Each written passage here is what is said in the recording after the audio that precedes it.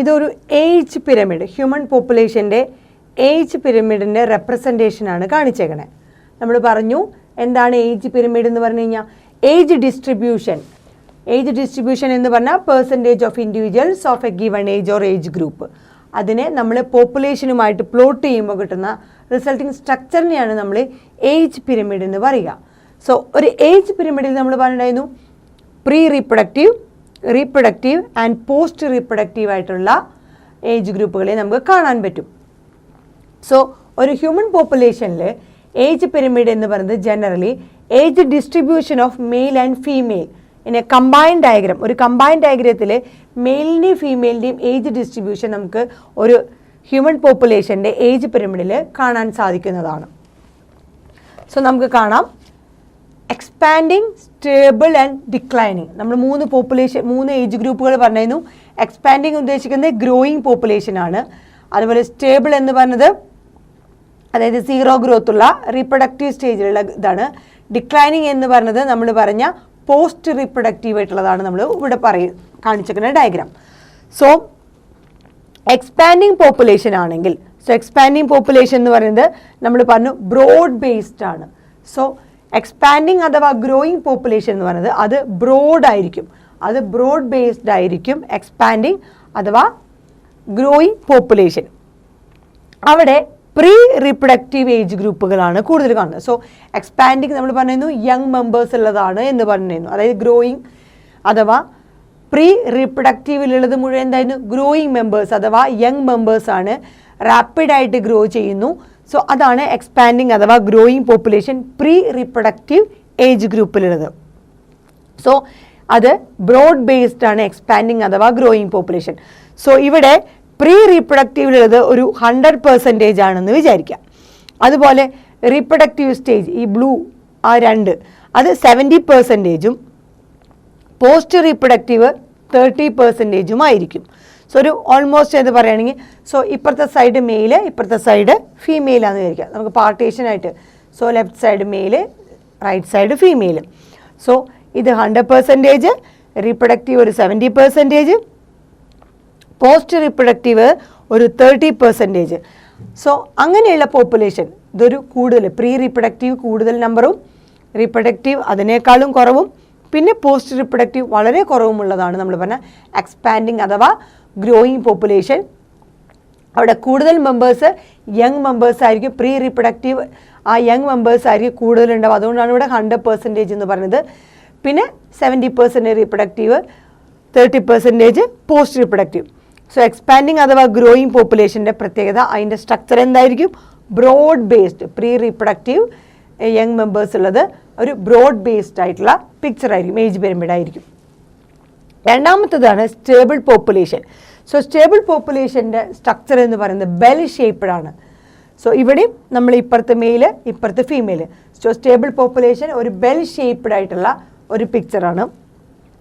ആ bell ഷേപ്പ്ഡിൽ stable പോപ്പുലേഷനെ പ്രത്യേകം നമ്മൾ എന്താ പറഞ്ഞു പ്രീ റീപ്രൊഡക്റ്റീവും അതുപോലെ തന്നെ റീപ്രൊഡക്റ്റീവും പ്രീ റീപ്രൊഡക്റ്റീവ് ആൻഡ് റീപ്രൊഡക്റ്റീവ് രണ്ടും ഓൾമോസ്റ്റ് ഈക്വൽ നമ്പറും അതേസമയം പോസ്റ്റ് റീപ്രൊഡക്റ്റീവ് കുറവുമാണെന്നുണ്ടെങ്കിൽ അതിനെ വിളിക്കുന്ന പേരായിരുന്നു നമ്മൾ പറഞ്ഞ സ്റ്റേബിൾ അഥവാ റീപ്രൊഡക്റ്റീവ് ഏജ് ഗ്രൂപ്പിലുള്ളത്. സോ റീപ്രൊഡക്റ്റീവ് ഏജ് ഗ്രൂപ്പിലുള്ളതിൽ സ്റ്റേബിൾ ഗ്രോത്ത് ആണ് കാണിക്കുന്നത്. റീപ്രൊഡക്റ്റീവ് പിരമിഡ് കാണിക്കുന്നത് എന്താണ് സ്റ്റേബിൾ ഗ്രോത്ത് ആണ്, അതായത് സീറോ ഗ്രോത്ത്.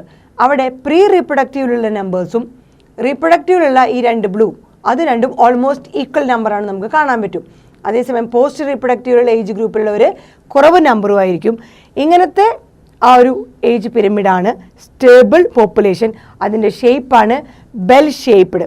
സോ ഇവിടെ പ്രീ ആൻഡ് റീപ്രൊഡക്റ്റീവ് ഏജ് ഗ്രൂപ്പിലുള്ള numbers equal comparing to post reproductive. Pink ഏതാണ് പോസ്റ്റ് റീപ്രൊഡക്റ്റീവ് ആണ്, അത് സ്റ്റേബിളാണ്, സീറോ ഗ്രോത്ത് ആണ്, അതിന് ആ ഷേപ്പാണ് പറയുന്നത് ബെൽ ഷേപ്പ്ഡ്.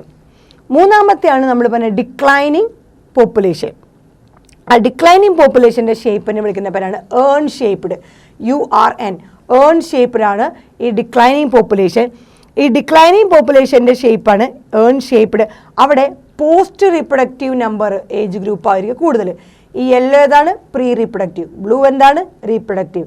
എന്നാൽ ഈ പ്രീ റീപ്രൊഡക്റ്റീവിനേക്കാളും ഈ റീപ്രൊഡക്റ്റീവിനേക്കാളും നമ്പർ കൂടുതലായിരിക്കാണ് ഇവിടെ. കൂടുതൽ നമ്പേഴ്സ് ഏതായിരിക്കും? പോസ്റ്റ്, അങ്ങനത്തെ ഗ്രൂപ്പുകാരായിരിക്കും. പോസ്റ്റ് റീപ്രൊഡക്റ്റീവ് ഏജ് ഗ്രൂപ്പുകളായിരിക്കും ഈ പോപ്പുലേഷനിൽ. അതുകൊണ്ട് തന്നെ ഗ്രോത്ത് എന്തായിരിക്കും? ഡിക്ലൈനിങ് ആയിരിക്കും. പോസ്റ്റ് റീപ്രൊഡക്റ്റീവ് ഉള്ളവർ കൂടുതലാണെങ്കിൽ ആ ഗ്രോത്ത് എന്തായിരിക്കും? Declining growth. ഇതൊരു നെഗറ്റീവ് ഗ്രോത്ത് ആണ് കാണിക്കുന്നത്. ഇതിൻ്റെ ഷേപ്പാണ് ഏൺ ഷേപ്ഡ്.